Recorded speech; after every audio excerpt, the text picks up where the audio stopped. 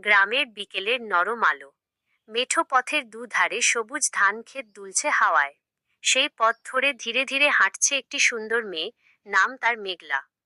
মেঘলার চোখে ছিল এক অদ্ভুত শান্তি, কিন্তু সেই শান্তির আড়ালে লুকিয়েছিল অনেক না বলা কষ্টের গল্প। ছোটবেলায় মাকে হারিয়েছে, বাবা ছিলেন একজন সাধারণ কৃষক।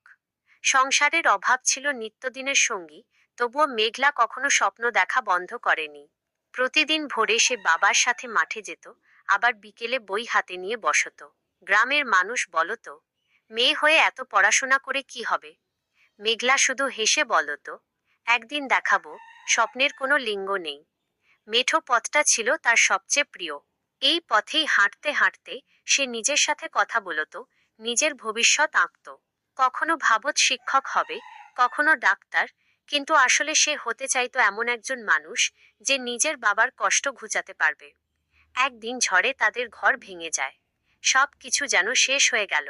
কিন্তু সেই দিনই মেঘলা সিদ্ধান্ত নেয়, আমি হারবো না। সে দিনরাত পরিশ্রম করতে শুরু করে। পড়াশোনার পাশাপাশি অন্যের বাড়িতে টিউশন করত, ছোট ছোট কাজ করত। ধীরে ধীরে তার পরিশ্রম ফল দিতে শুরু করলো।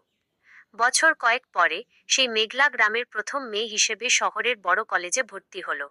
যেদিন সে গ্রাম ছাড়ল, সেই একই মেঠো পথে দাঁড়িয়ে তার বাবা চোখ ভেজা কণ্ঠে বললেন, তুই আমার গর্ব। মেঘলা হেসে বলল, এই পথটাই আমাকে শিখিয়েছে, পথ যতই কঠিন হোক, হাঁটা থামানো যাবে না। আজও যখন কেউ সেই মেঠো পথে হাঁটে, গ্রামের মানুষ গল্প করে, এই পথ দিয়েই একদিন মেঘলা নামের একটা মেয়ে হেঁটে গিয়েছিল। আর তার স্বপ্ন একদিন আকাশ ছুঁয়েছিল।